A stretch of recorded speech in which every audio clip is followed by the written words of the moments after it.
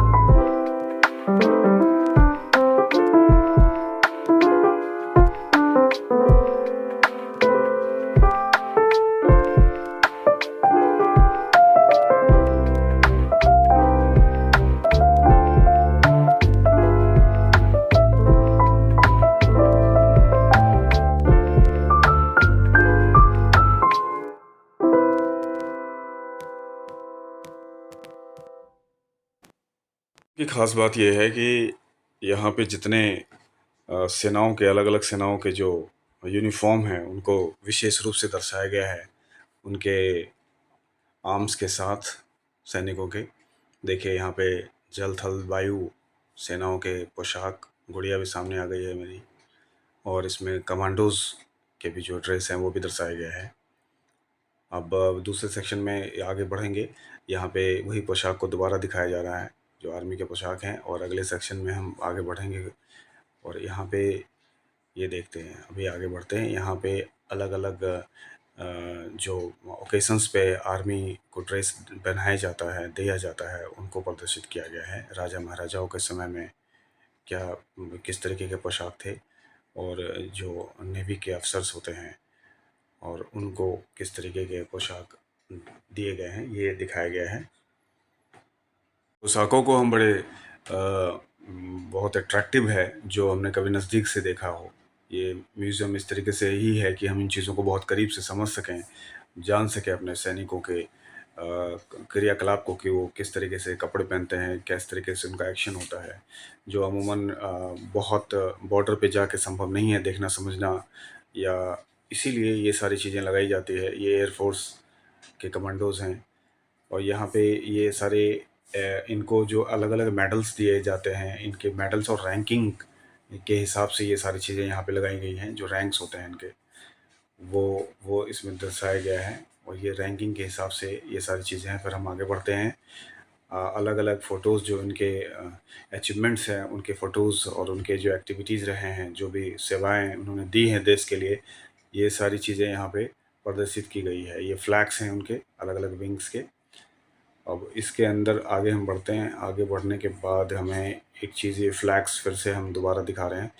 ये सेनाओं के फ्लैग्स हैं जो अलग अलग ओकेशनों में इसका इस्तेमाल होता है।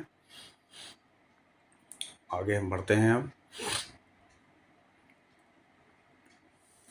आगे बढ़ते हैं। ये फ्लैग्स को गौर से देखिए, अब बहुत अट्रैक्टिव है।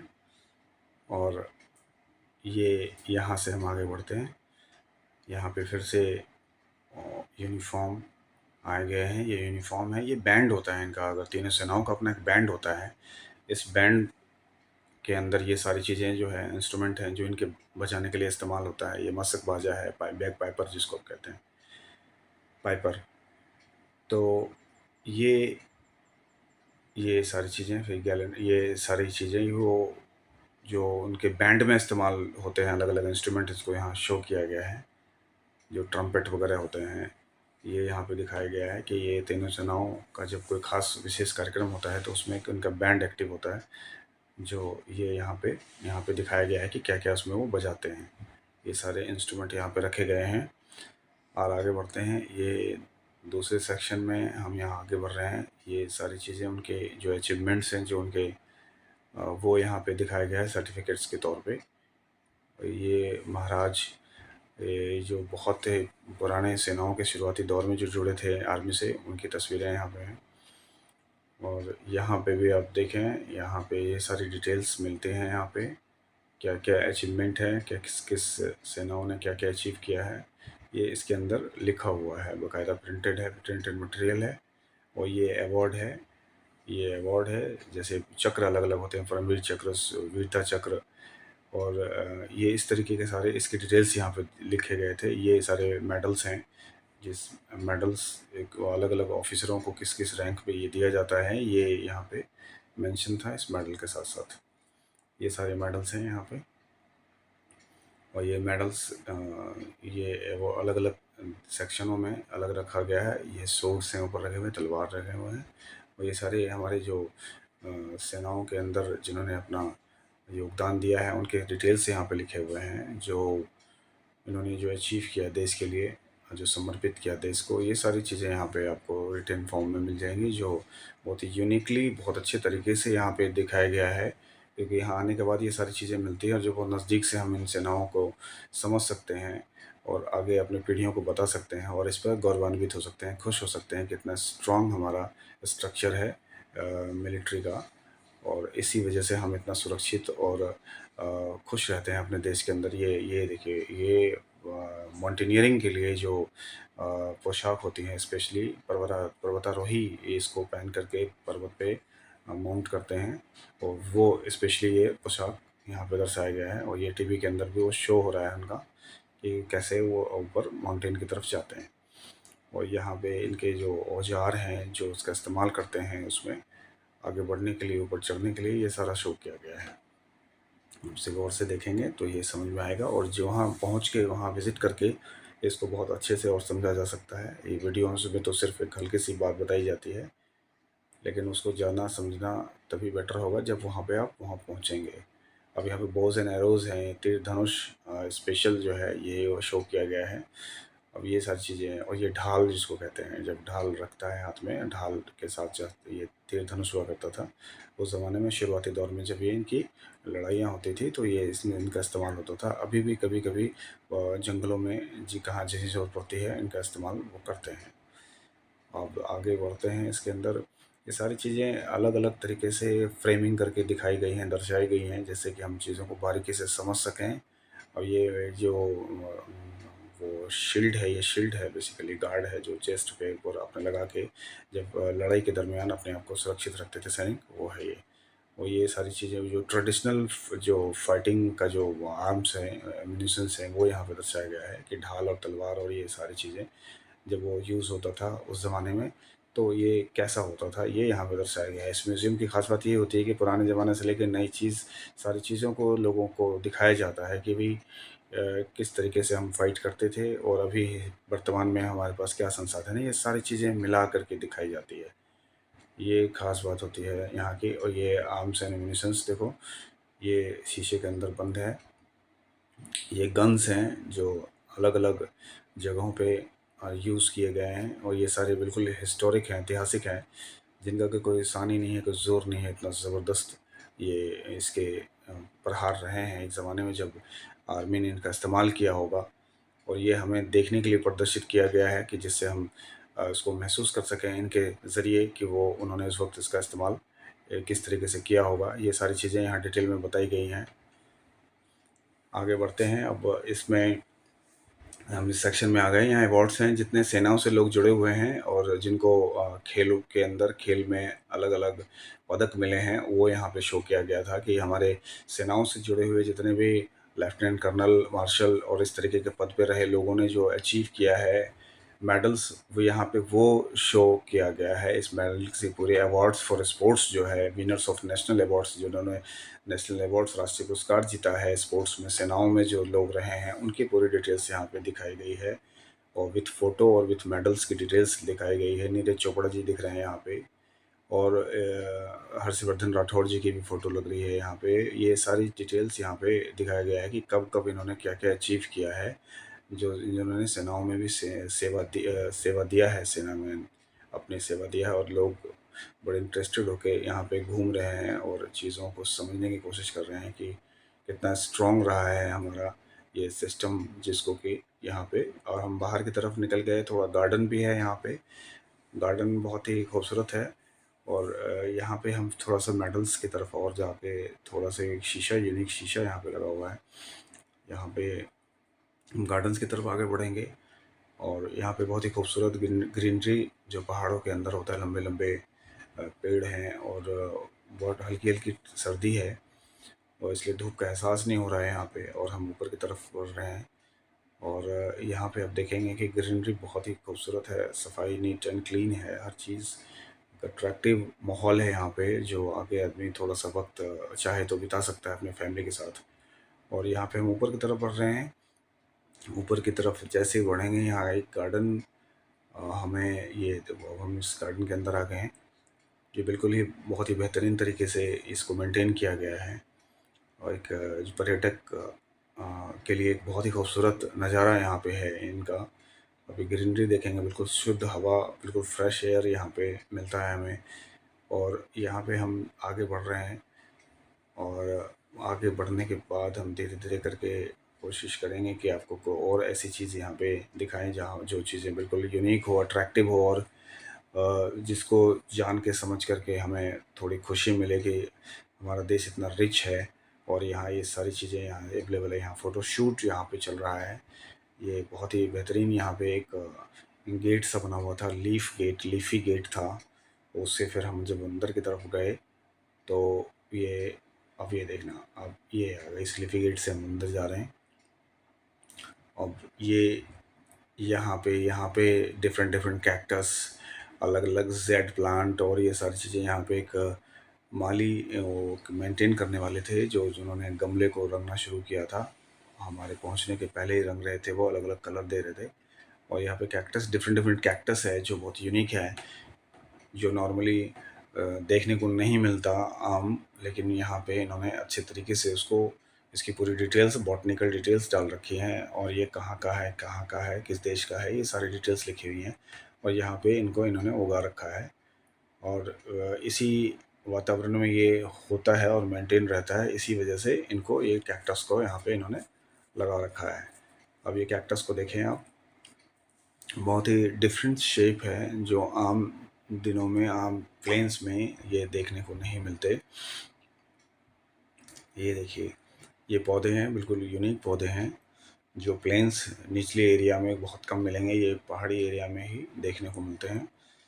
और आगे आगे हम बढ़ने की कोशिश करेंगे। अब यहाँ पे आप देखिए, ये पूरा कवरेज यहाँ पे है, ये जो छोटा सा इन्होंने बना रखा था अलग सा यूनिक प्लांट्स के लिए।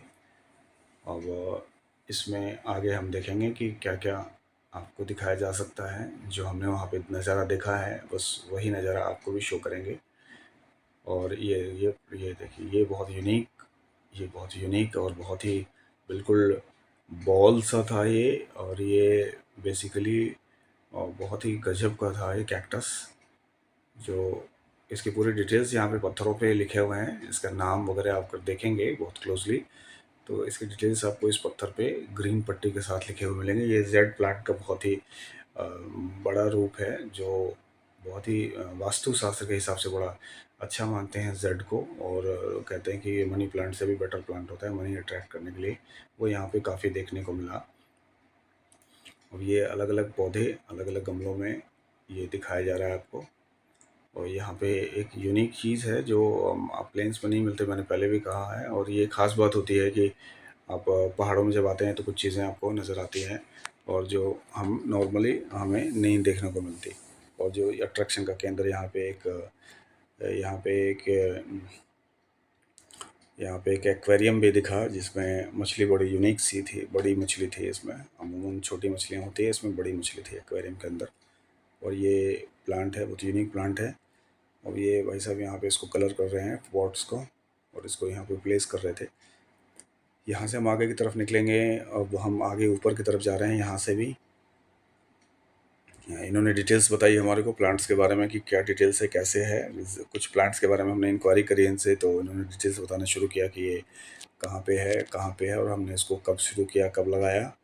अब हम यहाँ से ऊपर की तरफ बढ़ते हैं और ऊपर की तरफ बढ़ते हैं। अब ये देखिए, ये दोबारा आपको दिखाया जा रहा है। ये उसको गौर से देखिएगा तो बहुत यूनिक लगेगा वो वहाँ पहुँच के। ये अब हम आगे की तरफ बढ़ गए हैं अब यहाँ पे एक छोटा सा पार्क है जिसमें झूले लग रहे हैं। ये डायनासोर है बना हुआ बहुत बड़ा। अब यहाँ पे थोड़ी सी धूप सी हो रही थी, लेकिन गर्माहट नहीं थी धूप में, नॉर्मल सा था मौसम यहाँ पे। अब हम डायनासोर के नीचे यहाँ पे हमने फ़ोटोग्राफी कराई, और डायनासोर अब आगे हम फिर से आगे बढ़ने यहाँ पे ये ज़ेब्रा ये बने हुए हैं सारे, और ये हम पार्क में यहाँ पे झूला एक बढ़िया सा लगा हुआ था। यहाँ पे झूला झूल के थोड़ा सा बच्चे फिर आगे निकल गए। हम